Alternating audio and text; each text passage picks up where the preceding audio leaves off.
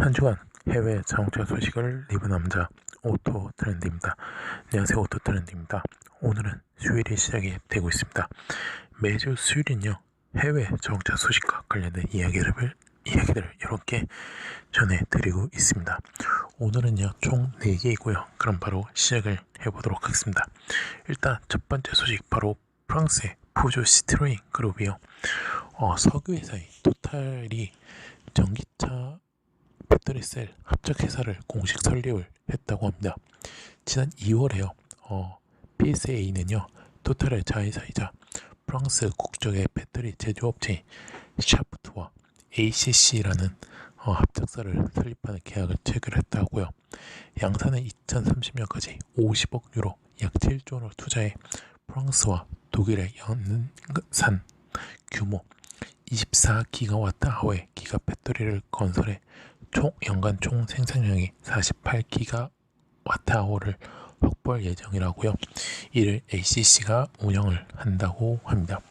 토탈은요, 샤프트와 함께 R&D 및 산업화에 대한 전문 지식을, 또 PSA는 자동차 시장에 대한 지식과 생산 경험을 ACC에 제공할 예정이라고 합니다. 그래서 ACC는요, 내년 중반 2억 원 유로를 투입해 1단계 사업을 진행한다고요.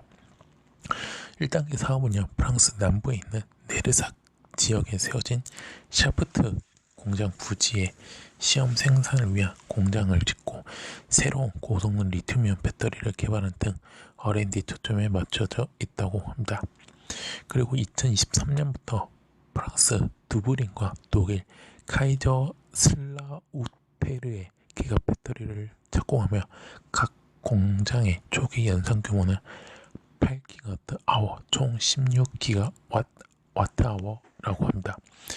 이후 2030년까지 각 공장의 연간 규모를 24기가와트아워에서 총 48기가와트아워까지 확대한다는 계획이라고 합니다.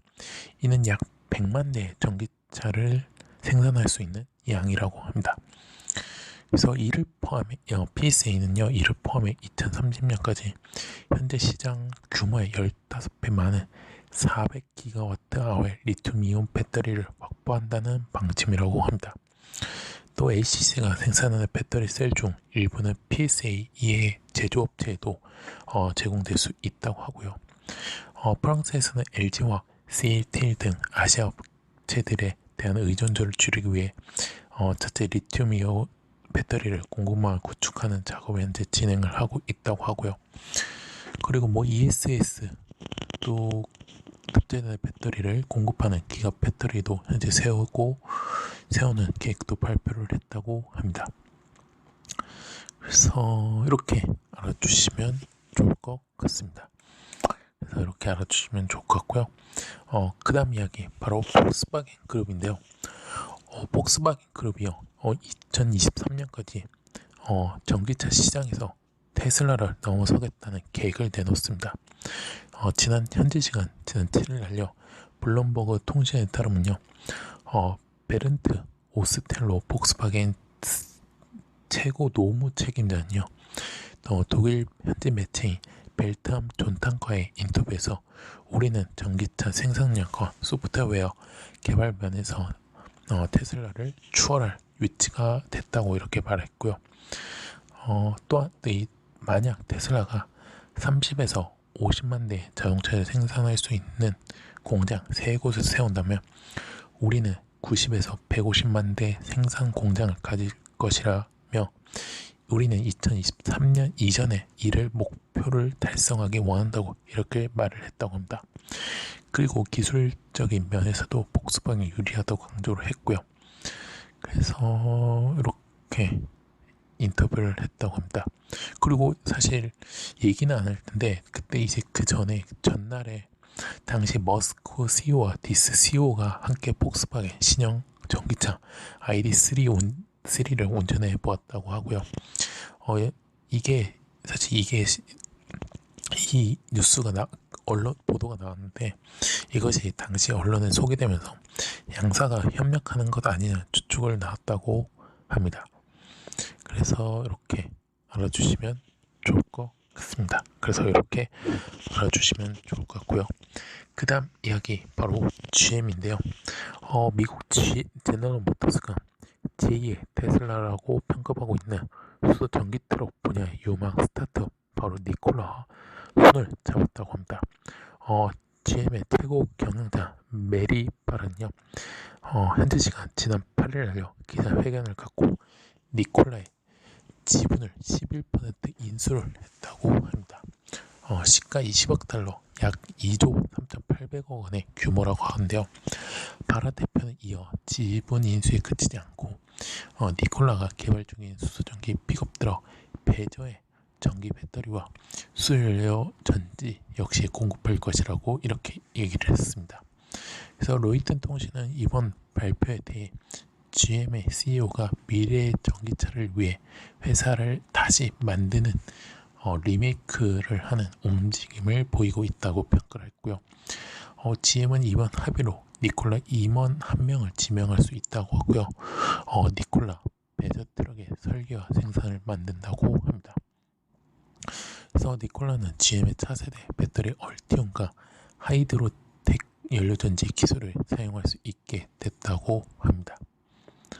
그래서 니콜라 창업자 겸 최고 경영자인 트레버 밀턴은요, GM과 이번 협력으로 공장 건설이나 공급망 개발 같은 비용을 줄여 앞으로 10년 동안 배터리와 파워트레인 개발 비용 40억 달러, 엔지니어링과 안전 검증 비용 10억 달러 이상을 절감할 수 있을 것이라고 말을 했다고 합니다. 니콜라는 2020년 말부터 배터트럭 생산을 시작할 계획이라 하고요. 지금 시가총액이 190억 달러라고 합니다. 근데 아직 이 회사가 아직까지 트럭 한 대도 만들거나 팔지 못한 일각에서는 그간 실체 없이 비전만 그럴싸한 회사라는 평가가 있었는데요. 하지만 지인과의 제휴로 본격적인 실체를 갖게 됐다는 평가가 현재 나오기 시작했습니다. 그래서 뉴욕 증시가요, 이 니콜라 주가가 40.79%가 폭등한 50.05달러로 거래를 마쳤다고 합니다. 그리고 GM도 7.9%가 뛴 32.38달러로 기록을 했다고 했고요. 그래서 그렇다는 점을 알면 좋을 것 같습니다. 그래서 이렇게 알아주시면 좋을 것 같고요. 자, 마지막 이야기, 또 테슬라 대항마로 꼽히고 있는 미국의 루시드 모터스가요, 첫 양상형 전기차 에어를 공개를 했습니다. 현지 시간 지난 11일날요 외신에 따르면요, 에어는 주행 가능 거리와 그 다음에 충전 속도, 배터리 분야의 최고를 목표로 현재 하고 있다고 합니다. 외관은 가로형 디자인과 상하 투톤 처리한 자체로 미래지향적인 분위기를 구현했고요. 매끈한 곡면 처리를 통해 신비성과 공력 성능을 높인 것도 특징이라고 합니다. 공기저항 계수도 0.21에 불과하다고 하고요. 지붕 유리로 처리해 자연 채광이 가능하다고 합니다. 그리고 실내는 구동계 소형화를 활용한 루시드의 전기차 플랫폼을 기반으로 공간을 넓힌 루시드 스페이스 컨셉트를 적용했고요.